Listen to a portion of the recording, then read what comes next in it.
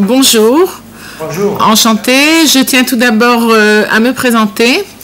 Je m'appelle Michèle Nabet, je suis coordinatrice d'Aliyah pour les pays francophones, c'est-à-dire non pas seulement pour la France, mais pour toutes les personnes qui parlent le français, qui désirent faire leur Aliyah dans la ville d'Ashdod. Donc, ce qui veut dire Suisse, Belgique, France, Maroc et une partie du Canada. Je suis coordinatrice d'Aliyah maintenant depuis 10 ans, depuis juillet 2004, que le projet qui a mis en place des coordinateurs d'Aliyah dans les principales villes du pays pour justement aider les Français qui arrivaient en Israël et aider l'Aliyah de France. Donc voilà, moi j'ai fait mon Aliyah il y a exactement 32 ans, en mars 1983, et je me suis donc installée immédiatement dans la ville d'Ashdod, qu'aujourd'hui je connais donc très bien. Magnifique. Et donc c'est pour ça que, étant donné que j'ai la langue et l'hébreu et le français, que j'ai été mise en place, et donc que je peux aider les Olim qui montent dans notre belle ville d'Ashdod, qui pour moi est la plus belle ville du pays, bien sûr toujours après Jérusalem. Voilà. D'accord avec vous. Voilà. Et donc, dans le cadre d'un projet qui a été mis en place, qui s'appelle Tzafat Trila, qui a été mis en place par l'agence juive, par le ministère de l'intégration, Misrad Aklita, et par la mairie des différentes villes, nous avons donc la chance aujourd'hui de pouvoir faire cette vidéoconférence et donc de pouvoir vous aider, répondre à vos questions, essayer donc de vous donner le maximum de renseignements pour déjà pouvoir vous aider avant que vous fassiez votre Aliyah. Donc ça, c'est très important. Il faut savoir que les coordinateurs viennent aussi en France lors de différents salons pour vous rencontrer, donc viennent à vous également. Et donc, très important aussi de venir et de participer aux différents salons d'Aliyah qui viennent à des différentes dates tout au long de l'année, donc dans les principales villes françaises. Je vais commencer tout d'abord par vous donner des explications un petit peu d'ordre général. Et puis donc après, on passera à des questions plus personnelles qui seront posées par chacun. Donc là, à ce moment-là, je vous demanderai de dire votre nom, de lever la main pour qu'il y ait un petit peu d'ordre et qu'on puisse passer personne par personne, enfin famille par famille, et répondre à vos questions. Voilà, donc quand vous faites votre Aliyah depuis la France, vous vous adressez d'abord bien sûr au Global Center pour obtenir le dossier d'Aliyah. Vous remplissez les formulaires que vous envoyez par ordinateur. On vous demande de participer à une soirée d'information. Et par la suite, vous avez donc un rendez-vous avec un chaliar d'Aliyah à l'agence juive. À ce moment-là, vous parlerez donc de tout ce qui est un petit peu important pour vous, que ce soit le travail, que ce soit les enfants, votre lieu d'habitation, la ville que vous avez choisie. Et à ce moment-là, vous fixerez également une date, la date qui vous arrange, bien sûr, et qui vous convient pour faire votre Aliyah. 3 semaines ou 4 semaines avant votre départ, on prendra les passeports donc, de toute la famille pour mettre ce qu'on appelle un visa d'immigration qui vous permettra donc de partir et d'arriver en Israël. Dès votre arrivée en Israël, donc tout de suite à l'aéroport, il vous sera possible d'obtenir sur place, à l'aéroport même, votre carte d'identité israélienne ainsi que la Teudat Olé. Teudat Olé, c'est ce qu'on appelle le carnet des droits, que chaque Olé, Hadash, a droit. Donc, vous arrivez à l'aéroport, on vous attend. Il y a des personnes qui ont été mises en place au niveau du ministère de l'Intégration et qui parlent le français pour pouvoir vous recevoir et vous donner toutes les explications dans votre langue. OK ? Une fois que vous avez passé ce stade, que vous avez eu votre carte d'identité et votre Teudat Olé, donc Teudat Zéhout et Teudat Olé, on vous donne un bon pour prendre un taxi qui vous permet d'arriver dans votre ville, à Ashdod, et d'arriver chez vous. En général, je suis en contact avec le ministère de l'Intégration qui me donne les feuilles de renseignement de chaque famille qui est passée au ministère de l'Intégration à l'aéroport. Et donc, je me mets en contact avec vous pour voir d'abord comment ça s'est passé, si tout s'est bien passé, si vous n'avez pas eu de problème, pour vous souhaiter la bienvenue et pour parler des premiers pas en fait, des premières choses qui va vous être nécessaire de faire à votre arrivée.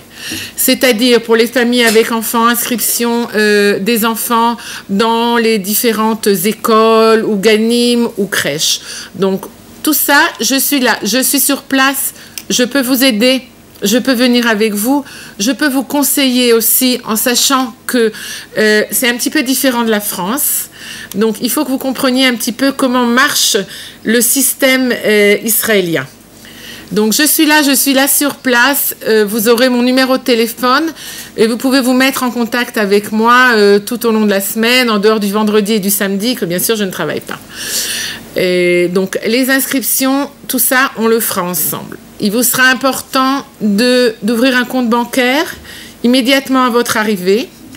Donc pour les personnes qui viennent seules, bien sûr un compte seul pour la personne même.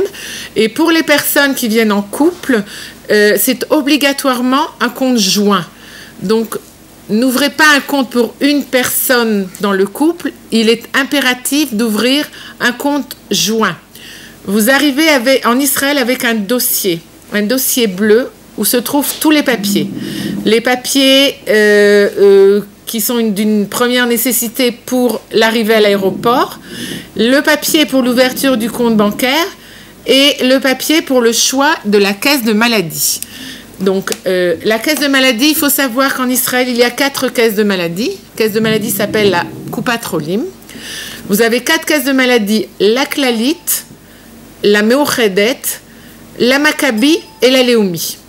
Donc, le choix se fait, important de se renseigner auprès de votre famille ou d'amis qui sont sur place pour voir ce qu'ils vous conseillent. Et, ou bien, poser la question. En général, les Français qui arrivent en Israël aiment bien choisir une caisse de maladie où il y a des médecins qui parlent le français. Donc, d'une ville à l'autre, ça peut être différent. Ça peut être, par exemple, la caisse de maladie Maccabi à Natania. Ça peut être la caisse de maladie Klalit à Jérusalem, ça peut être la Meouchedet à Ashdod, ça peut être la Leumi à Beersheva. Tout dépend de la ville. Donc, si c'est une chose importante pour vous, pour les personnes qui n'ont pas d'hébreu ou très peu, important de se renseigner auparavant et de savoir quelle caisse de maladie vous désirez. Donc, si vous ne savez pas, si vous n'avez pas fait le choix, vous n'êtes pas obligé de le préciser à l'aéroport pour être assuré en fait immédiatement. Vous pouvez arriver dans votre ville, vous renseigner et faire le choix de la Coupat Cholim par la suite. La seule chose qu'il faut savoir, c'est que tant que vous n'avez pas fait le choix de la caisse de maladie, vous n'êtes pas assuré. Donc, important de ne pas laisser traîner trop longtemps pour être assuré le plus rapidement possible. Donc, ça, c'est pour la caisse de maladie. Et la ville d'Ashdod offre énormément de possibilités. Au niveau du ministère de l'Intégration, il y a une équipe de personnes qui parlent le français. Moi, je suis coordinatrice d'Aliyah. Je me trouve une partie de mon temps au ministère de l'Intégration, une partie de mon temps dans un Merkaz Klita, c'est le seul à Ashdod, qui accueille des familles qui n'ont pas où aller dans les premiers temps, et qui viennent donc au Merkaz Klita Bet Canada en attendant de trouver et de louer un appartement. Ok? Donc, pour les familles qui pensent avoir un problème dans ce sens-là, qui ne savent pas le premier mois où ils vont arriver, s'ils désirent obtenir une place au Merkaz Klita Bet Canada, il est important d'en parler avec le Shaliach d'Aliyah en France et de faire une demande. Il faut savoir que ces appartements ne s'adressent pas à des grandes familles. Ces appartements sont soit une pièce avec cabinet toilette, douche, donc lit bien sûr et kitchenette, soit salon, plus chambre à coucher, plus kitchenette, plus salle de bain et WC et douche. Donc ça peut être au maximum pour une famille d'un couple avec 2 enfants. Ok? Donc ça, c'est pour le Merkaz Klita Bet Canada. Une fois que vous aurez ouvert votre compte, une fois que vous serez inscrit à la caisse de maladie, il sera donc nécessaire de venir nous voir au ministère de l'Intégration. J'essaye d'être en général au ministère de l'Intégration pour les premiers rendez-vous, pour essayer de vous transmettre le maximum d'informations. Donc, soyez en contact avec moi, n'hésitez pas, vous aurez mon numéro de téléphone, soit je vous appelle, soit vous m'appelez. N'hésitez pas, de toute façon, pour tout ce que vous avez besoin. Premier rendez-vous, vous transmettez vos coordonnées bancaires au ministère de l'Intégration, qui donc va commencer à effectuer les premiers paiements du Sal Klita, ce qui veut dire panier d'intégration. À l'aéroport, vous obtenez une somme en liquide qui est la première somme pour vous éviter, je veux dire, d'arriver dans votre ville sans avoir d'argent israélien. Tous les autres paiements se feront uniquement directement dans le compte bancaire. Ok, donc important de le savoir. Plus vite vous ouvrez le compte bancaire et plus vite vous venez au ministère de l'Intégration, plus vite vous commencez donc à toucher le premier versement du panier d'intégration. Ce panier d'intégration est versé aux personnes qui sont sur le territoire israélien. Donc, il faut savoir que très souvent, des familles françaises ont la nécessité de faire des petits allers-retours, soit pour des dernières petites démarches qu'il reste à faire ou différentes autres choses. C'est pas pour ça que vous perdez le Sal Klita, le panier d'intégration. Il est important à votre retour toujours de vérifier pour voir si, dû à votre voyage, le Sal Klita n'a pas été gelé. Donc ça, vous pouvez également vous mettre en contact avec moi. Je vérifie. Si le panier d'intégration a été gelé, il faudra que vous veniez au ministère de l'Intégration avec votre passeport, plus un petit papier qu'on vous donne à l'entrée du territoire israélien, afin que l'on remette en marche le panier. Et donc, vous continuerez de toucher les sommes chaque mois, inversement, comme vous le receviez avant votre voyage. Donc ça, toujours important de vérifier dans votre compte bancaire pour que vous soyez à jour. Il est important aussi de savoir que les 3 premiers mois, il vous est possible de sortir avec votre passeport français dans lequel figure votre visa d'immigration. Au-delà de 3 mois, il faudra que vous fassiez votre demande de passeport provisoire, ce qu'on appelle en hébreu Teudat Ma'avar. Donc, très important, au-delà de 3 mois, votre passeport français doit être toujours, bien sûr, en validité. Et il faudra donc, pour sortir du territoire israélien et pour réinsérer le territoire israélien, que vous soyez avec les deux, c'est-à-dire le passeport français et le passeport provisoire Teudat Ma'avar. Ok? Tout le monde me suit jusque-là? Oui, oui, très bien. Bien. Ok. Ok. On m'entend là? Ok. Donc, ça, c'est vraiment les choses que vous devez savoir dans un premier temps, qu'il est important que vous sachiez. Maintenant, pour Ashdod, c'est une ville de 250 000 habitants, comme vous le savez, une ville qui se trouve à, on va dire maintenant aujourd'hui, à une demi-heure de Tel Aviv, à 3/4 d'heure, 1 heure de Jérusalem, 45 minutes de Beersheva. Donc c'est une ville qui est très très très très bien placée à tout point de vue. C'est une ville qui se situe en bord de mer. Aujourd'hui, je ne veux pas que vous soyez jaloux, mais il fait 27 degrés. Donc on est quand même premier jour de février. On profite d'un climat vraiment exceptionnel la plupart du temps. Il est certain qu'on a un hiver aussi. On a déjà eu pas mal de pluie. Il ne faut pas croire que toute l'année il fait beau.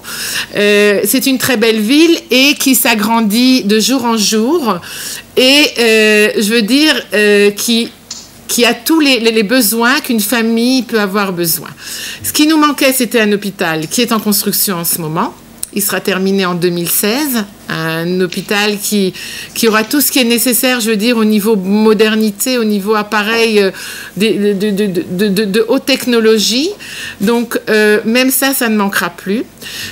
Nous avons aussi un palais des congrès où se donnent de très beaux spectacles.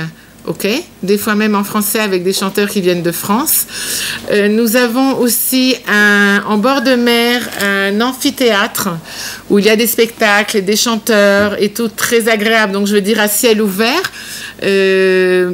c'est magnifique. On a un parc énorme, un parc qui est tout nouveau, qui a été ouvert il y a 1 an et demi, qui s'appelle Parc Ashdod, avec un grand lac artificiel, très très joli, avec jet d'eau illuminé, musique et tout. Je veux dire, c'est une ville qui est magnifique. La plupart des quartiers modernes, je veux dire, où vont habiter en général les familles qui font leur Aliyah de France, sont les quartiers sud de la ville. Ce sont des quartiers modernes, propres, avec grands balcons, très souvent avec vue sur la mer. Donc, je veux dire, vraiment, Ashdod attire énormément l'Aliyah de France. Et je pense qu'on est vraiment là pour essayer de faire le maximum pour vous. On est vraiment prêt à vous recevoir. Je fais très, très fréquemment, je pratique des grandes réunions avec la mairie au niveau des écoles, pour préparer les écoles, pour préparer la ville à l'arrivée en masse de l'Aliyah de France. Il faut savoir que si en 2012, sur Ashdod sont arrivés 230 olim de France. En 2013, on a eu 320 olim. Et cette année, en 2014, on a eu pratiquement 800 olim de France qui sont arrivés. Donc, il faut savoir que c'est un chiffre qui va aller en grandissant. En 2015, on attend entre 1000 et 1500 olim cette année sur Ashdod. Et donc, on essaye vraiment d'être prêt et de pouvoir vous recevoir le mieux possible. Quoi d'autre d'une façon générale je pense que peut-être on va passer à la partie questions. Je vais essayer de vous faire passer aussi en parallèle des photos d'Ashdod, d'élèves qui sont dans des écoles, que vous compreniez un petit peu comment ça se passe. Et je vais essayer de passer de vous parler un petit peu d'un sujet après l'autre. Ok, donc on va peut-être faire démarrer. Voir si ça marche, 2 petites minutes. Voilà. Donc, on va parler maintenant de l'Aliyah à Ashdod. Axel? Il faut que ça passe, 2 petites minutes.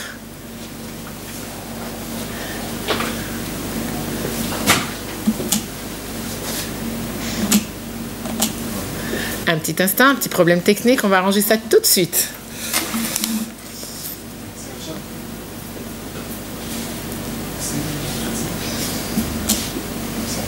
Voilà. Donc, première année en Israël. Ok, on va donc parler de la première année. Donc, pour tous les olim chadashim, vous avez droit au versement du panier d'intégration. Ok, donc ça c'est pendant 6 mois, 6 versements, suivis par la suite de 6 mois de l'équivalent du chômage. Donc ces 6 mois, vous pouvez les recevoir à la limite même si vous travaillez et que vous ne dépassez pas une certaine somme. Alors, je vais vous donner des petits exemples pour que vous compreniez. Ok, pour une personne seule, vous avez le droit de travailler jusqu'à 2680 shekels brut et vous pouvez toucher encore 1318 shekels en plus, donc pendant les deuxièmes 6 mois. Pour un couple, vous avez le droit de travailler jusqu'à 3694 shekels brut et vous allez toucher pratiquement 1980 shekels. Pour 3 personnes, donc un couple et un enfant, vous avez le droit de travailler jusqu'à 4106 shekels brut et vous allez toucher quand même un chômage de 2388 shekels. Et pour 4 personnes, donc un couple et 2 enfants ou plus, vous avez le droit de travailler pratiquement jusqu'à 5000 shekels, 4836 shekels, et vous allez toucher 2780 shekels. Donc, vous avez le droit de travailler, et malgré tout, vous allez toucher quand même de l'argent du ministère de l'Intégration. Il faut savoir également que nous travaillons justement sur ces sommes. Nous avons même demandé que ces sommes soient plus importantes pour vous aider encore mieux. Donc ça, c'est des choses qui sont vues en ce moment par le gouvernement israélien et j'espère justement qu'elles vont changer, qu'elles vont être augmentées. Donc ça, c'est la première année de votre Aliyah. Maintenant, vous bénéficiez également de conseils et de droits dans le domaine de l'entreprise. On va pouvoir vous aider pour les personnes qui désirent ouvrir une entreprise, une petite ou une moyenne entreprise. Vous avez droit à un Ulpan, premier Ulpan Aleph, qui est un Ulpan de 500 heures. Ok, et en général, il est important pour vous de faire suivre cet Ulpan intensif qui en fait est donné du dimanche au jeudi tous les matins de 8h15 à 13h, de suivre cet Ulpan intensif, de faire suivre cet Ulpan intensif par ce qu'on appelle un Ulpan Ta'asukati, qui est un Ulpan à terminologie dans le monde du travail.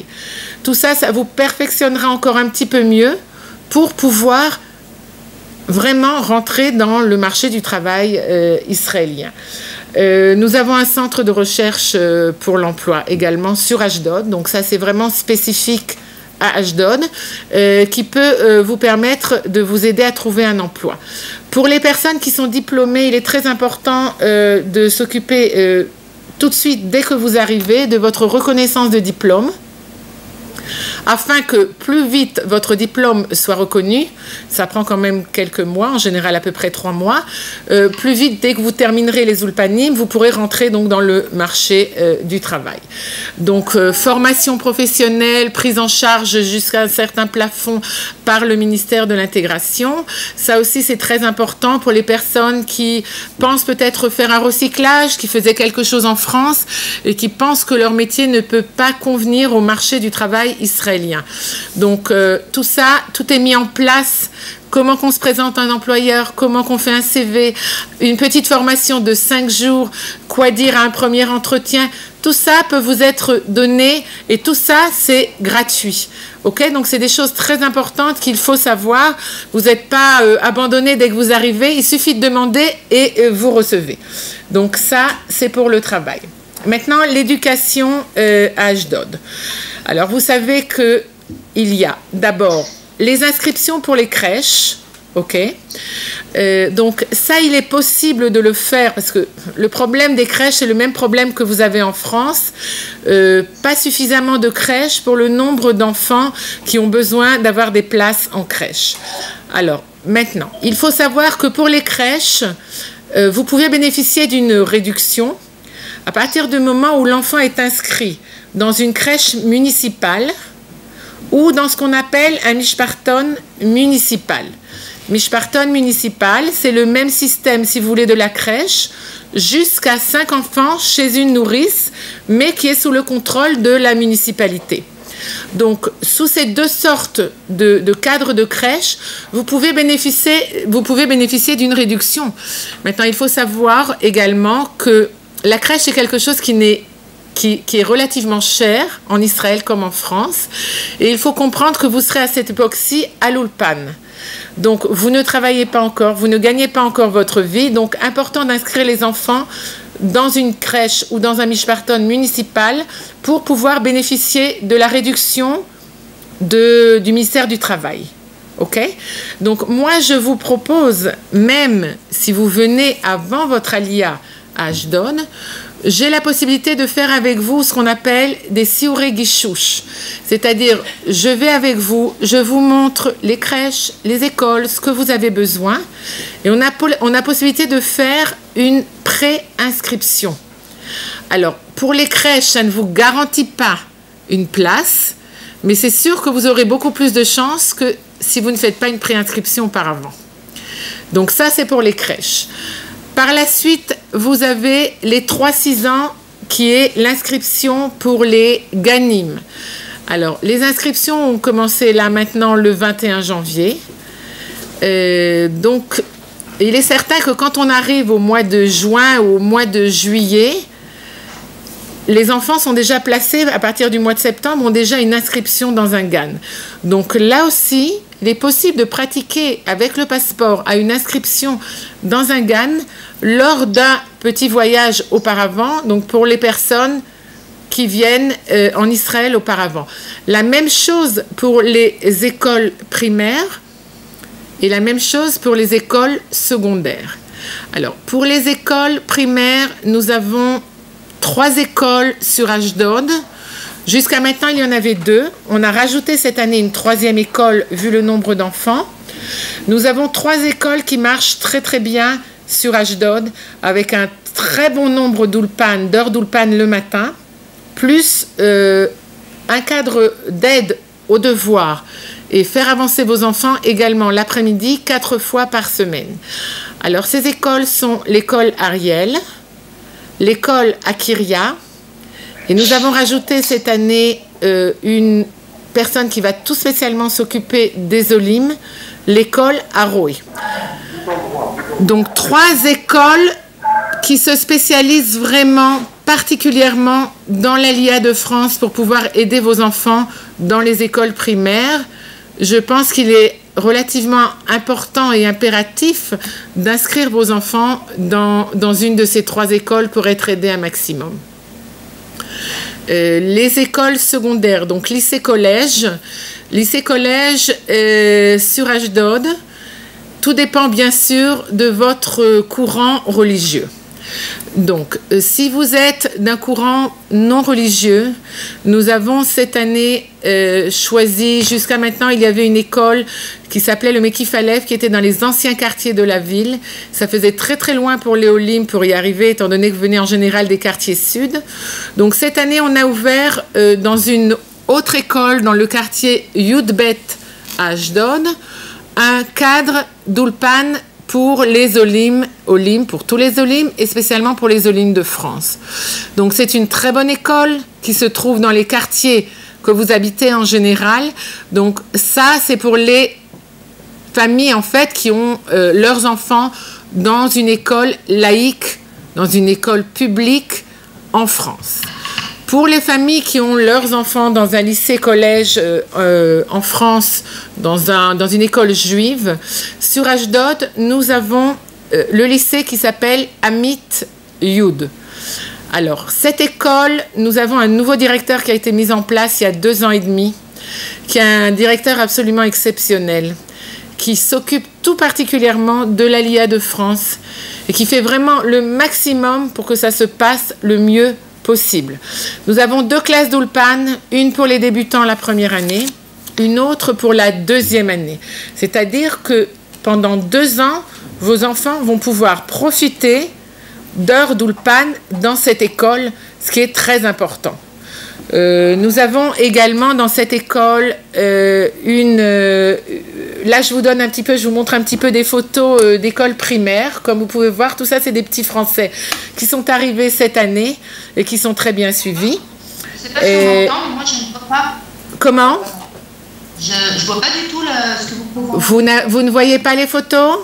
Non, on ne les voit pas. Non. On voit rien. Un petit moment. On vous voit, vous? Vous me voyez uniquement moi et vous ne voyez aucune photo que j'ai fait passer? אם הם הקישו דאבל קרים, זה פול סקרים על המסך. מה? אם הם הקישו הם רואים את עצמם בפול סקרים. אני אראה לך, תנו זה, רגע. אם אני אעשה ככה. Un petit instant, on essaye d'arranger le... הם אמורים לראות. זה מצב של פול סקרין, שלי יודעים במצב הזה, מה הם רואים על המסך. S'ils te voient en plein écran, il faut qu'ils enlèvent le plein écran. Ok, donc vous me voyez normalement moi, vous voyez tout le monde aussi par le bas. Voilà, mais on ne voit pas vos photos là. Et sur le grand écran, regardez, vous devez voir normalement les photos. Grand écran, on va voir. Comment? Sortent du mode plein écran. Ok, il faut que vous sortiez du plein écran afin que vous puissiez me voir plus petit, voir les autres personnes qui sont également en ligne. Et alors sur le plein écran, vous allez voir les photos. Ok, ça marche. Ça marche? Est-ce qu'on peut revenir alors peut-être en arrière peut-être? Et Charles Arzora, chez Héros et Akol? L'Honora. Là, ce que vous voyez maintenant, c'est l'équipe éducative de l'école Amit Yud dont je viens de vous parler. Voilà, donc vous avez sur la droite une des profs d'Ulpan qui est la prof d'Ulpan pour les débutants. La personne qui se trouve au milieu s'appelle Karine Barda. Karine Barda est responsable en fait au niveau national de tout ce qui est Aliyah de France, auprès du ministère de l'Éducation. Et nous, sur Ashdod, on a principalement la chance de l'avoir sur place, puisqu'elle habite Ashdod, et qu'elle aide également les enfants au LIM dans les grandes classes pour les préparer aux épreuves pour le bac.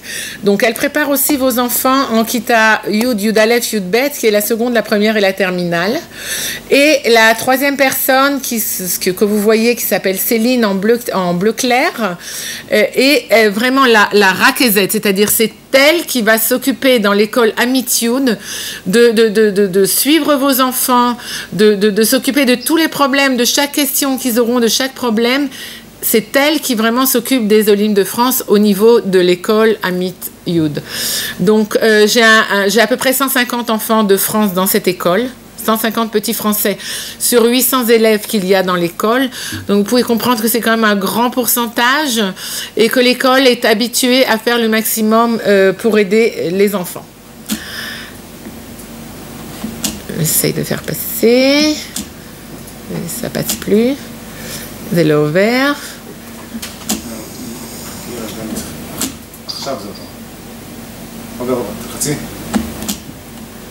Voilà. Maintenant, en tant que coordinatrice d'Aliyah, tout au long de l'année, nous avons pas mal d'activités. Il faut savoir que sur Ashdod, vous avez des associations francophones qui sont là également pour prendre un petit peu le relais et pour m'aider, me seconder, et vous pourrez toujours les trouver. J'ai des associations comme l'Espace francophone qui s'adresse plutôt aux personnes âgées, qui font des soirées musicales, qui font des excursions dans tout le pays. J'ai l'association Adir qui vous aidera au niveau social, qui pourra vous faire des soirées cinéma, des excursions également. Et le dernier venu et s'être mis en place sur Ashdod, alors qu'il n'était auparavant que sur Jérusalem, c'est l'association Ami Afi. Ok, donc une association aussi importante qui met pas mal de choses également en place pour vous aider, et sans problème, n'hésitez pas de vous mettre en contact avec les associations. Maintenant, au niveau de la ville et du ministère de l'intégration, nous organisons également des excursions.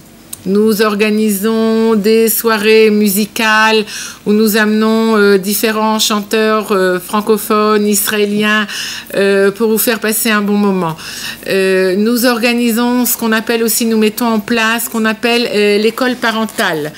Et comme je vous l'ai dit déjà tout à l'heure, quand vous changez de pays, il faut vous habituer à une mentalité tout à fait différente. N'oubliez pas que vous passez de l'Europe au Moyen-Orient.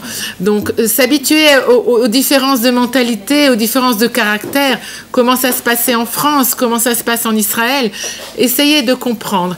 Et donc, nous avons différents programmes qui vont vous permettre de vous aider lors de votre première année. Ça peut être deuxième année également, ça peut être troisième année. Tout dépend du besoin particulier de chaque famille.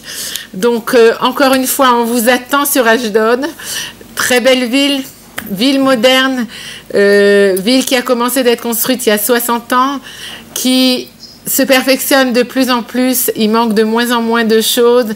C'est plus Ashdod des années 60 que vos parents ont peut-être connus. Donc, n'hésitez pas, et vraiment, je serai toujours là pour vous aider. Et je pense que je vous ai parlé un petit peu d'une façon générale de la ville et de l'ensemble des choses que vous allez pouvoir trouver. Je pense qu'on va peut-être passer maintenant au côté questionnaire, au côté des questions que chaque famille va vouloir me poser. Alors, ce que je vous demanderai, bien sûr, maintenant, c'est de chaque personne qui a une question et qui désire la poser, de dire son nom et de lever la main. Voilà, vous dites le nom, vous levez la main afin que la personne qui s'occupe du côté technique puisse me permettre de vous voir, de vous écouter, de répondre à votre question. Je vous écoute. Je suis Madame Alouche. Vous m'entendez? Oui. Voilà, donc moi je pars avec ma fille qui a 19 ans. Je prévois de partir fin juillet ou fin août. J'hésite encore par rapport à l'appartement. Ok, en location. En location. Oui. Voilà, donc ma question c'est de savoir à quel moment je dois me déplacer pour venir chercher cet appartement, ou est-ce que je dois le faire à distance dans un premier temps? Alors écoutez, si vous m'envoyez un mail, je peux vous envoyer différentes adresses d'agents immobiliers qui parlent le français sur Ashdod. Vous pouvez vous mettre en contact avec eux. Moi, c'est pas quelque chose, je ne rentre pas du tout dans ce genre de choses, dans le marché de la recherche d'appartements ou de choses comme ça.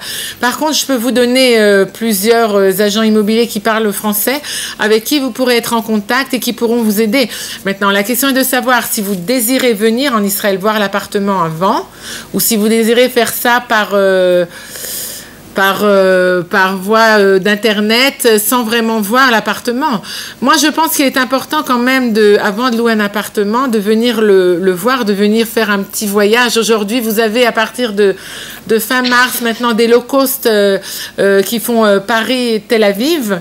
Les billets sont plus trop chers. Vous avez EasyJet, je crois, à partir du 30 mars, qui va faire des vols Paris-Tel Aviv pour très bon marché.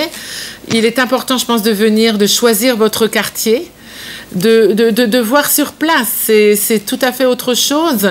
Maintenant, un petit conseil, juillet et août, en général, les appartements sont loués en saisonnier.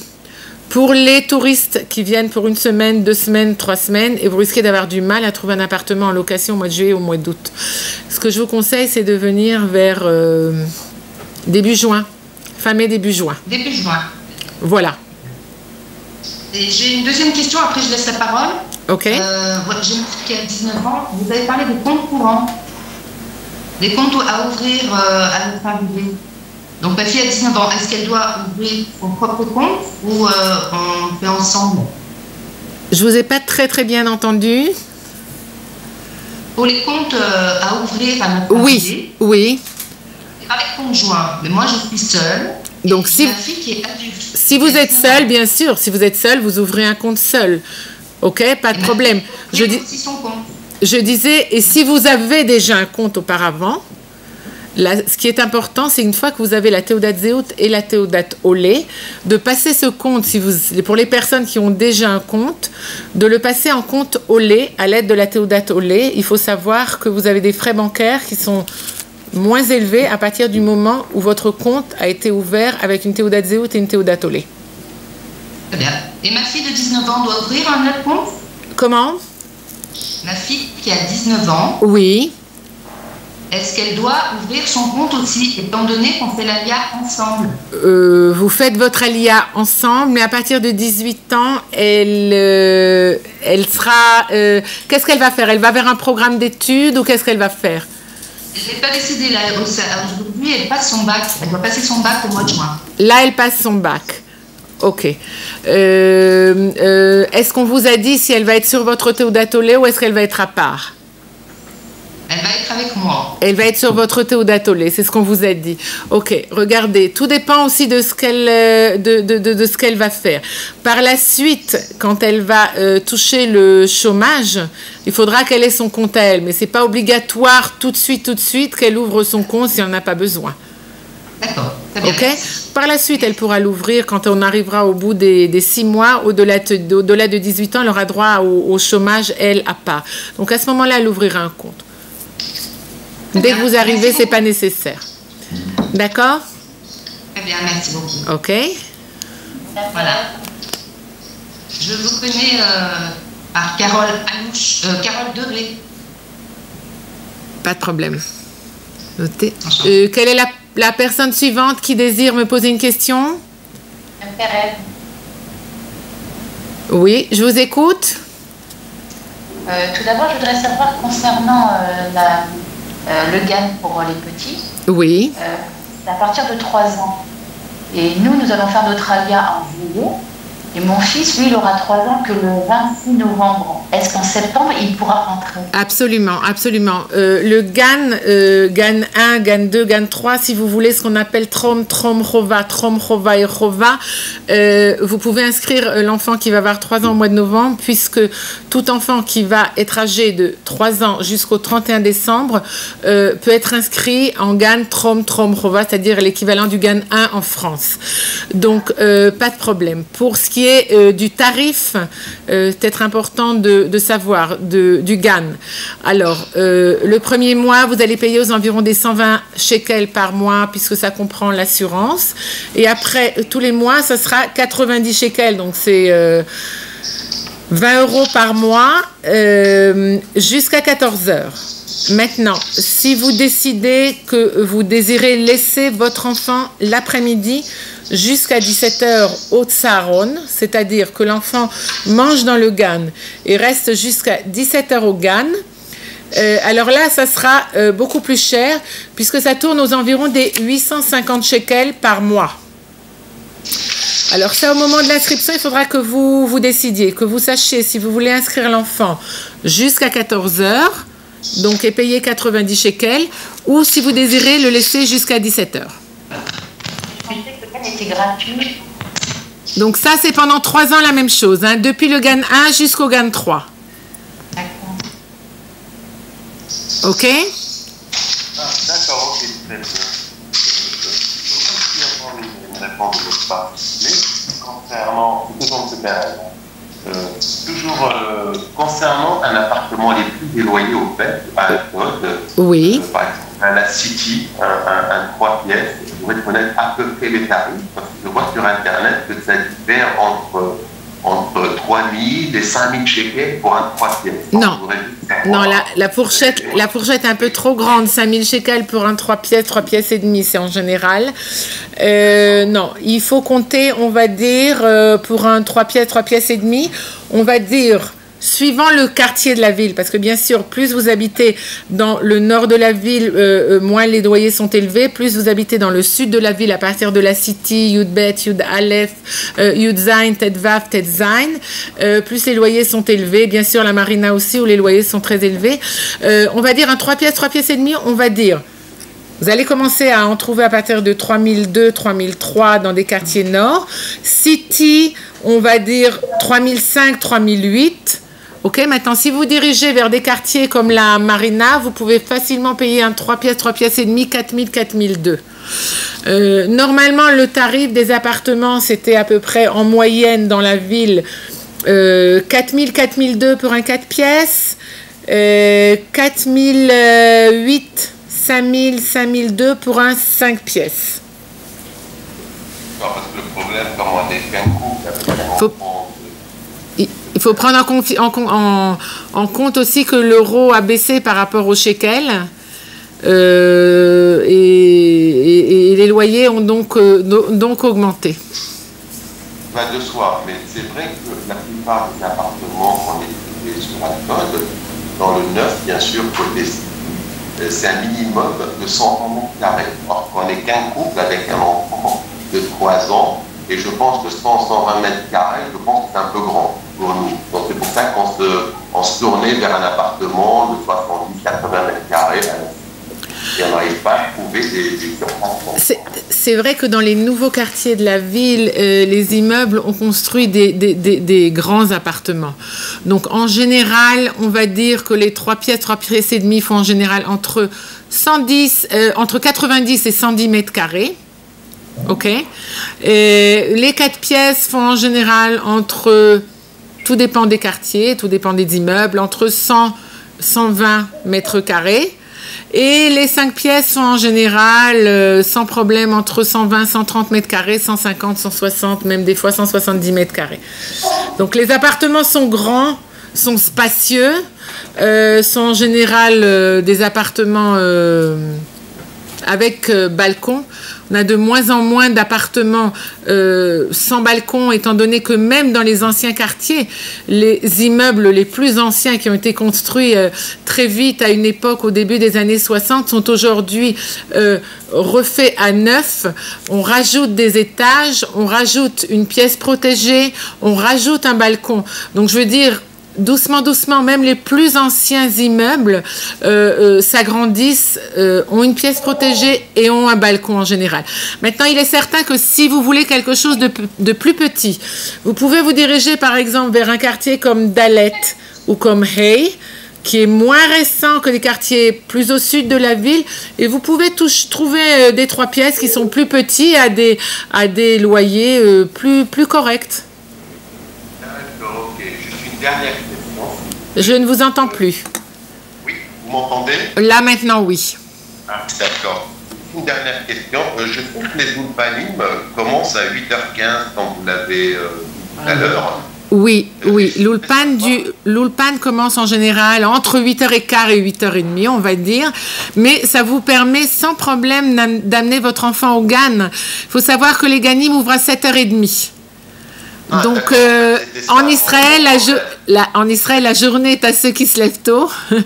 on finit des fois plus tôt, mais on commence la journée de très bonne heure. Donc, vous n'avez pas aucun problème de mettre votre enfant à 7h30 au GAN, tranquillement, et de partir après à l'Ulpan et d'arriver à 8h15, vous n'avez aucun problème. Vous terminez votre Ulpan à 13h, l'enfant termine à 14h, vous avez le temps, même si vous êtes à pied, même si c'est pas tout juste à côté, d'arriver, de sortir votre enfant à temps sans aucun problème. Ben, écoutez, merci beaucoup, vous avez répondu à tous mes questions. Avec grand plaisir. Je pense qu'on se reverra si je veux début juillet, parce qu'on est prêt à partir, tout simplement. Début juillet. Alors, il faut que vous sachiez aussi que je ne prends jamais de vacances à cette époque-là, juillet, août, juin. Je suis toujours sur place. Vous pouvez m'appeler quand vous voulez. Vous pouvez... Alors, je répète aussi mes coordonnées pour les personnes qui ne l'ont pas. Vous pouvez l'obtenir à l'agence juive à Paris. Tout le monde pourra vous le donner. Mais peut-être qu'il est important, peut-être que je le donne ici en ligne pour que tout le monde l'ait. Alors, depuis la France, vous faites le 00 972 53 486 75 15. Est-ce que tout le monde a entendu? Oui, oui, très bien. Oui, c'est bon. Maintenant, mon adresse mail, alors, Michel, M-I-C-H-E-L-E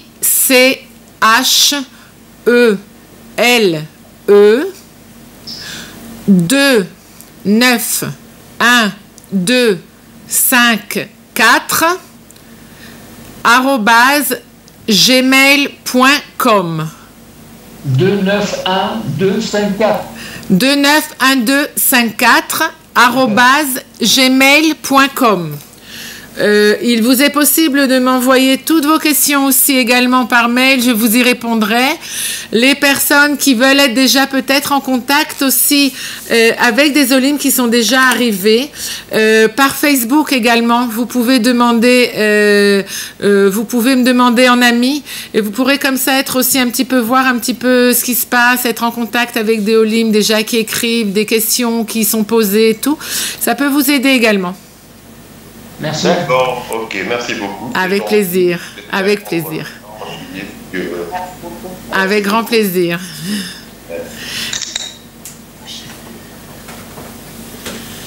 À très bientôt donc. Merci. Au revoir. Au revoir. Au revoir. Merci, au revoir.